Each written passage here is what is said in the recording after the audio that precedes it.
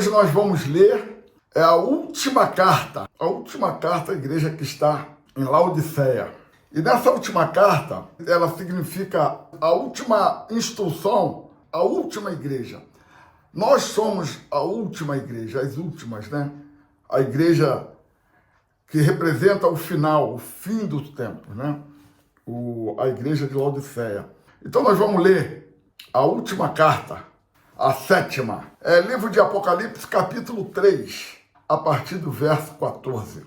Diz assim: E ao anjo da igreja que está em Laodiceia, escreve. A carta é para o pastor. Isto diz o Amém, a testemunha fiel e verdadeira, o princípio da criação de Deus, Jesus, né? Então ele diz: Eu sei as tuas obras, e que nem és frio nem quente.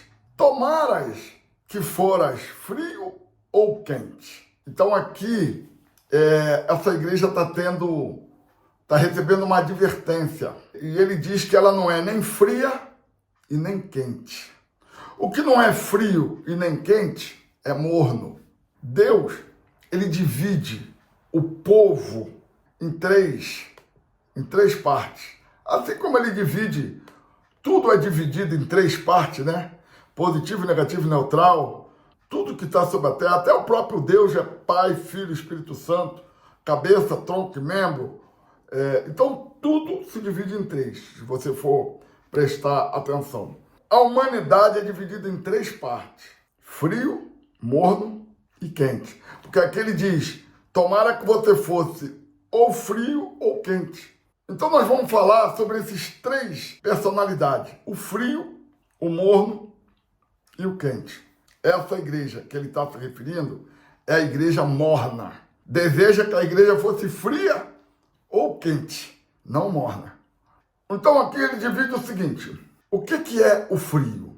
O frio significa aquele que não conhece Jesus, aquele que não sabe o que é o evangelho, né? Esse é o frio. O morno é aquele que conhece, mas que não leva a sério. E o quente é aquele que leva a palavra de Deus a sério. Então Deus está falando: tomara que foras frio ou quente. Mas não é o caso. Ele é morno, ele é o meio. Não é nem frio e nem quente. Então a gente vai começar.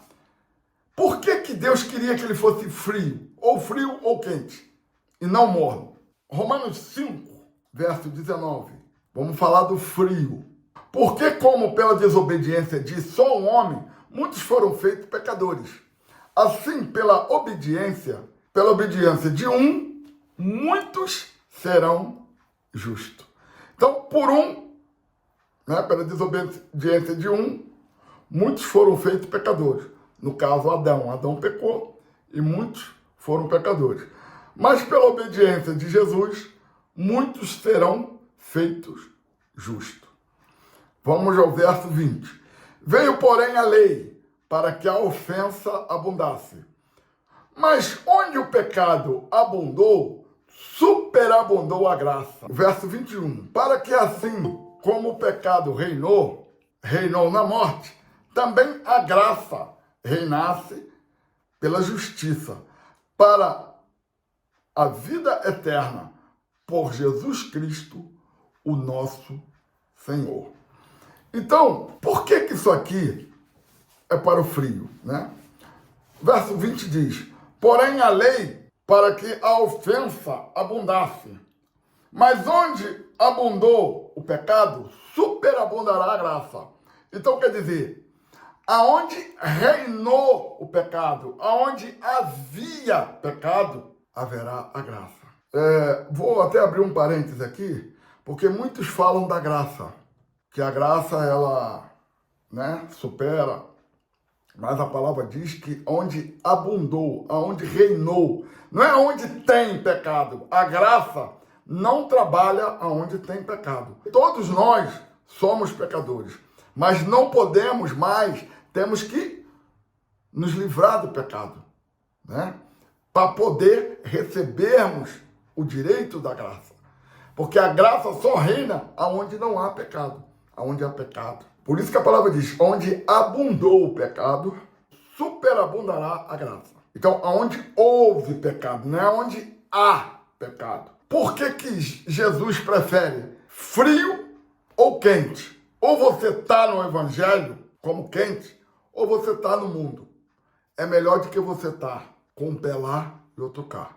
É o que Deus está falando. Tomara que foras frio ou quente. Então, onde abundou o pecado, superabundará a graça. Onde houve pecado, a graça, se houver pecado, a graça está fora. Ou pecado ou a graça. Não cabe os dois. Pecado junto com graça. As pessoas pensam que a graça elimina o pecado. Não, quem tem que eliminar o pecado é o pecador.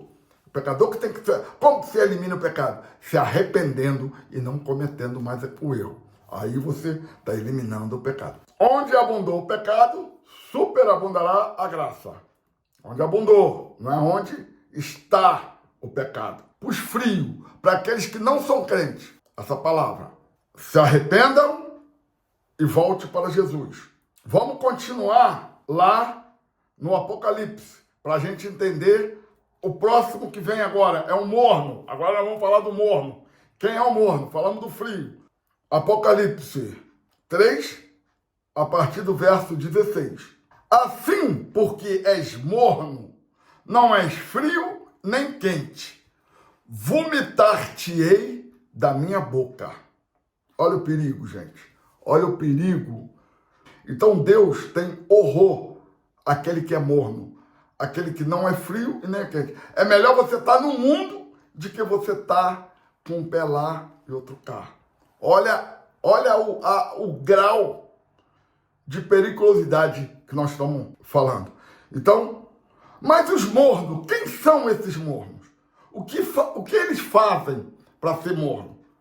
Vamos ler, que a palavra vai dizer. Verso 17. Como dizes, rico sou, estou enriquecido e de nada tenho falta. Aí abre um parêntese. E não sabes que é um desgraçado, olha a palavra, desgraçado, e miserável, e pobre, e cego, e nu. O morno, ele diz, rico sou, estou enriquecido, de nada tenho falta. Sou rico, tenho posses, não me falta nada, não passo por prova, não passo por tribulação, está tudo bem comigo. Esse é o morno. Vamos andar mais um pouquinho para a gente saber mais alguma pista? Não sabe que sou um miserável, pobre, cego, nu. Meus irmãos, essa carta, conforme nós lemos lá no início, é a carta para a igreja dos últimos dias. Hoje, nós estamos vendo um povo rico, uma igreja rica, de multidões, mas a realidade é outra. A realidade é essa que a gente viu aqui, ó. Não sabe, porque a pessoa, esse que está rico, ele não sabe, a Bíblia fala que ele não sabe que é um desgraçado, um miserável, um pobre, um cego e um nu. Porque ele diz, porque ele é rico. Mas quem são esses ricos? Que igreja é essa? A igreja que não pega a palavra. A igreja que não carrega a cruz.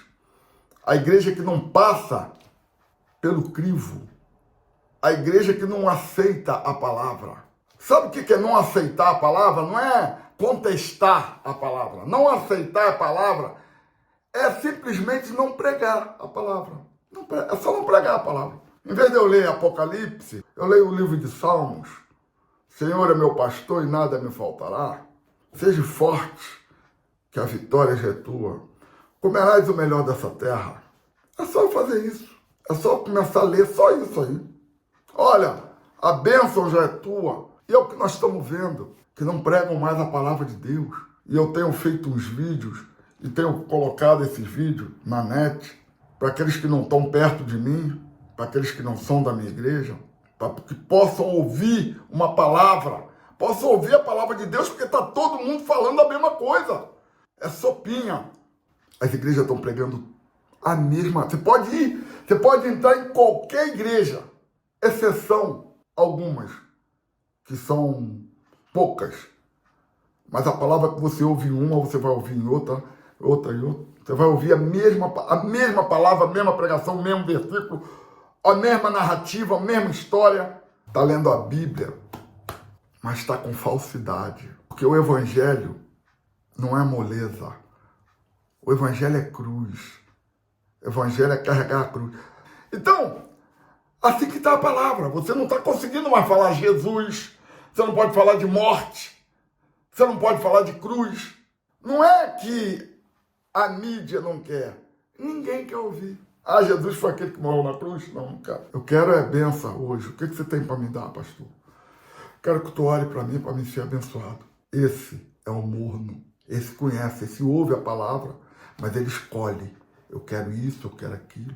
Isso aqui não serve, isso aqui não serve. Na minha igreja eu já tive pessoas assim. Conversa é essa? Não, pastor, Apocalipse a gente não lê. Falei, mas aqui você vai aprender a ler Apocalipse. E hoje essa pessoa leu o Apocalipse.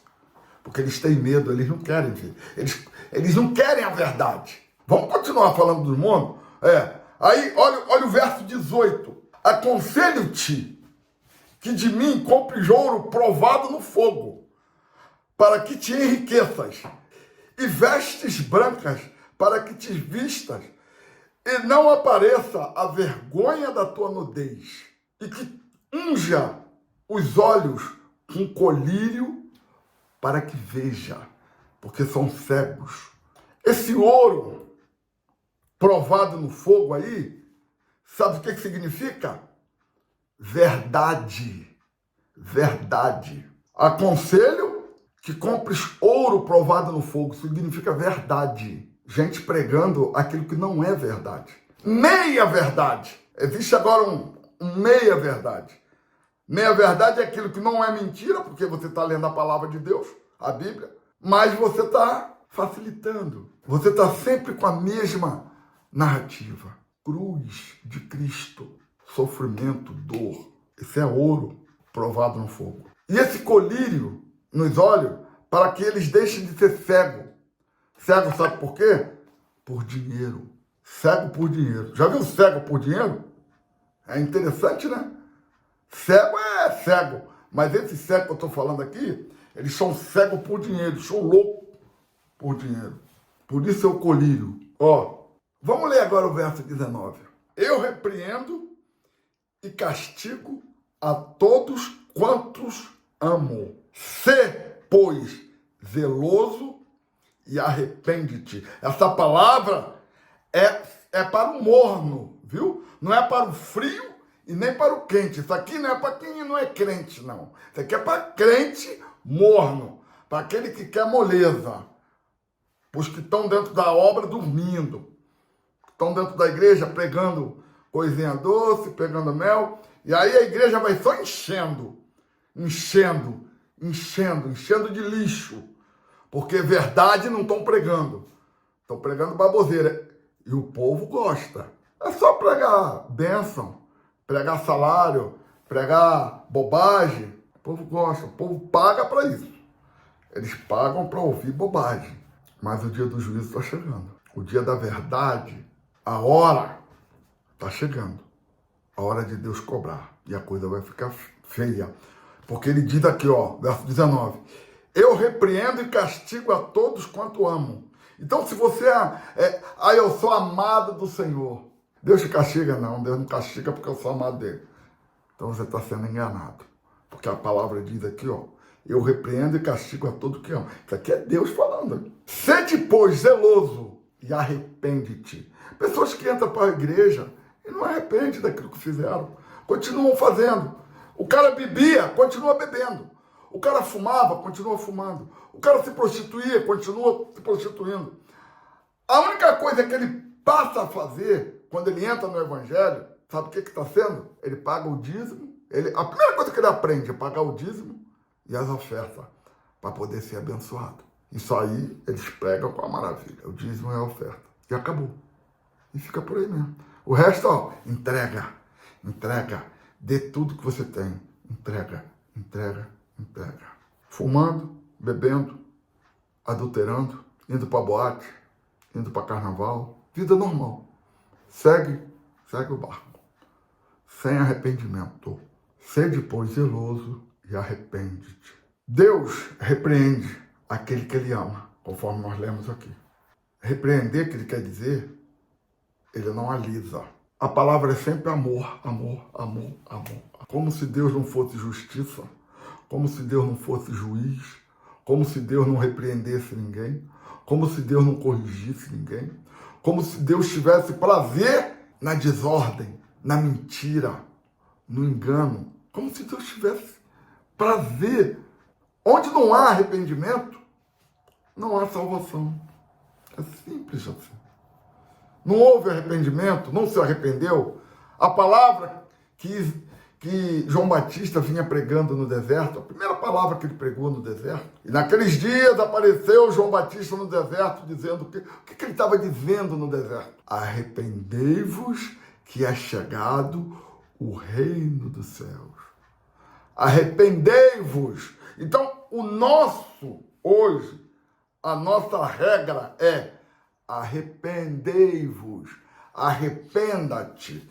Nós lemos aqui várias vezes, arrependa-te, sede zeloso. Deus repreende aquele que ele ama. Ele não alisa. Com Deus não tem conversa. Mas tem alguém dizendo que que a graça, que Deus vai alisar, que vai, é isso. Na palavra, tem até isso. Mas depois que eles passaram pelo fogo. Tem tudo isso. Eu serei teu Deus, tu serás o meu filho. Se passarem pelas águas não vai se queimar, se passarem pelo fogo. Mas depois eles vão para a prova. Mas depois da prova que eles são destruídos, lá na grande tribulação, aí Deus faz aquelas promessas todinhas que eles ficam lendo para eles. Os que querem o céu. Não os que querem passar pela grande tribulação, não. Os que querem o céu. É interessante. Aquela promessa para quem passar pela grande tribulação. Aqueles que morreram degolados. Aqueles que não negaram, que não levaram o carimbo na testa nem nas mãos. E essa promessa que Deus fala, que Deus dá no livro de Isaías, Ezequiel, Jeremias, todas aquelas promessas são para o povo de Israel, que vão passar pela grande tribulação. Eles vão passar pela grande tribulação. Os que vencerem, darei a coroa da vida, está lá. Não é para a casa de Judá. Nós temos que arrepender agora, para poder herdar o reino do céu. O nosso é pela fé, o deles é por vista. Então, essa palavra aqui é para os mornos. Os mornos. Aquele que é morno, né? Aquele que é rico, prega a palavra pela metade, aquele engomadinho, aquele bonitinho, né? Aquele que está na moda, o cheirosinho. Essa palavra é para isso, para o rico. Agora nós vamos ler o quente. É o que a gente pretende ser. Tiago 1. Olha o que a palavra diz para o crente. Tiago 1, verso 9. Mas glorie-se, ó irmão, abatido na sua exaltação. O abatido, aquele fraco, glorie na sua exaltação. Quem exalta é Jesus, não é homem. Não é tapinha nas costas que te exalta. Verso 10. E o rico em seu abatimento, porque ele passará como a flor da erva. Verso 11. Porque sai o sol com ardor e a erva seca, a sua flor cai, e a formosa aparência do seu aspecto parece, assim se murchará também o rico em seus caminhos. Então, essa imponência que você vê, essa beleza, essa coisa, essa pompa, tudo vai murchar. Glorie-se o abatido na sua exaltação. Verso 12. Bem-aventurado o varão que sofre tentação, porque quando for provado, receberá a coroa da vida, a qual o Senhor tem prometido aos que o amam.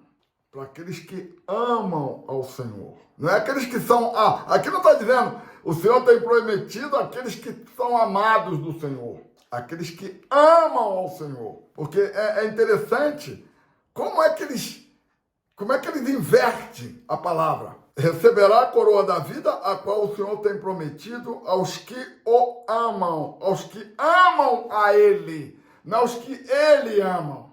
É lógico. Ele diz assim: eu amo aos que me amam.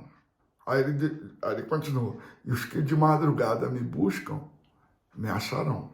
Então, Deus me ama, Deus te ama. Deus ama quem ama ele. E a palavra está aqui, ó. O Senhor tem prometido aos que o amam. Não, o Senhor tem prometido aos que amam, não. O Senhor tem prometido aos que o amam, os que amam a ele. Você ama a Deus? Quem ama a Deus faz a vontade dele. Se você ama a Deus, você está tranquilo, você vai fazer a vontade dele. Você vai pregar a palavra dele. Você vai ler do jeito que está escrito aqui. Você vai ler de Gênesis a Apocalipse. Você vai ler tudo. Você não vai ficar só ali no Salmo, só ali no... Você vai ler tudo. É de alto a baixo. A palavra é para todos. E toda palavra é santa. Porfiai por entrar pela porta estreita, porque vos digo que muitos procurarão entrar e não poderão. Muitos. Lucas 13, verso 24. Porfiai por entrar pela porta. A porta é estreita, meu irmão. A porta não é folgada. Não é oba-oba. Não é essa falsidade que você está ouvindo. Olha, boa noite. Estamos vendo isso agora. A paz do Senhor. Eu tenho uma palavra para você. Deus te ama, Deus te quer. Não entra nessa não, meu irmão. Não, é muito bom. Claro, até eu quero ouvir isso. Eu não queria estar falando isso aqui para vocês. Eu queria estar ouvindo aquela palavra lá doce. Mas eu prefiro a palavra de Deus, eu prefiro a verdade. Porque depois que você acostuma com a palavrinha doce, nunca mais você vai querer ouvir a verdade. Sabe por quê? Porque a verdade dói. A mentira é doce. A mentira tem lábios de mel. Porfiai é brigai, lutai por entrar pela porta estreita. Gente, imagina, vem aqui comigo. Nós éramos pecadores. E aí, Deus morre na cruz e nos dá o direito de entrar no reino do céu. Olha, através da morte de Jesus. O que eu preciso fazer? Preciso me arrepender, arrependei-vos, para que sejam perdoados os vossos pecados. Então, eu preciso me arrepender e não pecar mais. Vai e não peques mais. Daqui para frente, a minha vida vai ser de facilidade? Não vai ser de facilidade. Porque agora, porfiar por entrar na porta estreita. Não é um caminho de facilidade. É difícil ser crente. Se fosse fácil, todo mundo seria crente. Quem é que não quer entrar no céu? Tem gente que prefere ir para o inferno. Tem gente que fala, eu prefiro ir para o inferno, quero ir para o inferno. Eu já vi gente falando que prefere ir para o inferno. Mas a maioria vai querer ir para o céu. Mas não vai ser a maioria que vai para o céu. Então a gente vê pessoas hoje, várias pessoas. Teve uma pessoa que eu marquei para assistir o culto online. Eu vou, pastor, eu vou assistir. Chega na hora do culto, não consegue vir. Não consegue clicar aqui. Sabe por que não consegue? Porque vai ouvir a palavra. Satanás faz tudo para ele não entrar, para ele não vir. Satanás faz de tudo. Não é porque ele não quer vir, não. É porque é difícil vir. É difícil ouvir uma palavra dessa que você está ouvindo. Agora, você pega a internet aí, você vai ouvir palavrinha que vai dar, poxa. Você vai ficar deitado aí, igual o Marquinho, e vendo o cara falar, você vai, poxa, mas que coisa linda. E aí ele pede dinheiro, você dá. Faz um pix para mim. Faz um pix que eu termino a profecia. Aí você faz o pix lá para ele. Ele termina a profecia.